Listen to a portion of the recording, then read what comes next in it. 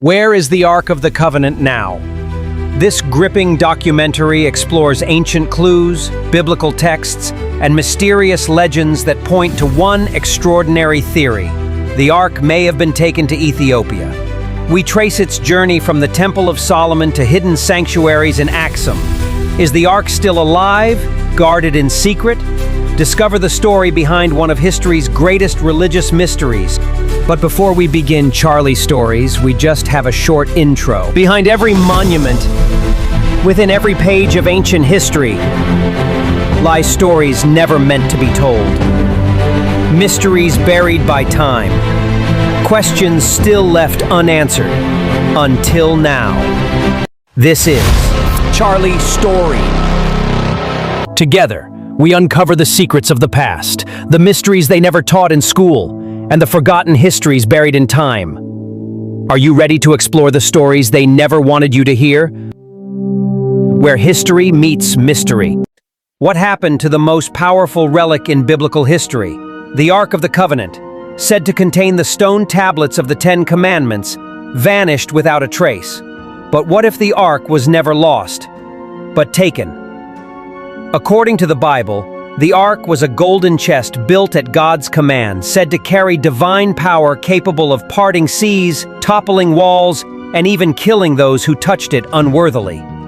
King Solomon placed the Ark in the Holy of Holies in the first temple in Jerusalem. Only the high priest could approach it, and only once a year, through a veil that separated man from the divine. In 586 BCE, Babylonian armies destroyed the temple. But strangely, in the detailed list of temple treasures looted by King Nebuchadnezzar, the Ark is never mentioned. Why? Some scholars believe the Ark had already been hidden or smuggled away before the Babylonians arrived. But where could something so sacred be taken? An ancient Jewish text, 2nd Maccabees, says the prophet Jeremiah hid the Ark in a cave on Mount Nebo, sealing it until the day God gathers his people again. But a far more mysterious and controversial theory says the Ark crossed the Red Sea, not during the Exodus but centuries later, into Ethiopia.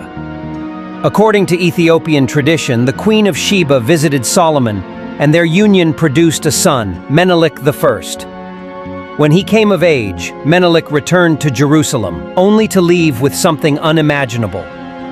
Legends say that Menelik's priests switched the real Ark with a replica, and brought the true Ark across the Nile into Africa.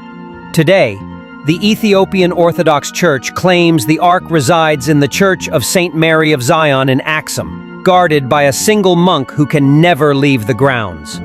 This guardian lives in total isolation, devoting his life to protecting the Ark. No one, no scholar, no leader is allowed to see it.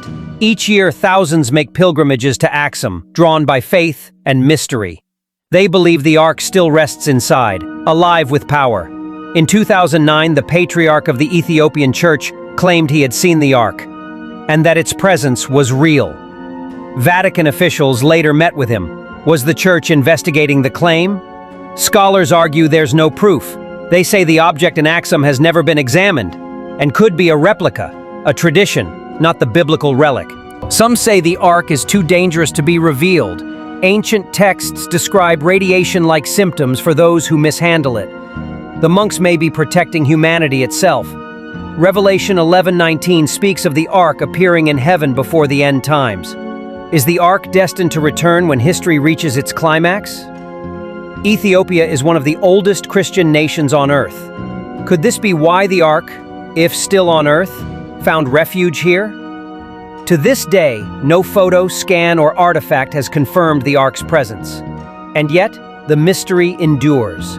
Not everything sacred is meant to be proven. Maybe the Ark was never meant to be displayed. Perhaps it sleeps, waiting for a time when the world is ready, when faith, not proof, will lead us to truth. Centuries have passed, yet the Ark of the Covenant remains one of the most elusive and powerful religious artifacts. Its disappearance continues to challenge archaeologists, theologians, and even world governments. More than just a religious symbol, the Ark was described as the very throne of God on earth. It emitted power. Some believe it was more than divine. It was technological. Biblical accounts describe pillars of smoke and fire, voices from between the cherubim, and deadly force. Could the ark have been a machine of unknown origin? In Joshua's conquest of Jericho, the ark was carried into battle, bringing miraculous victory.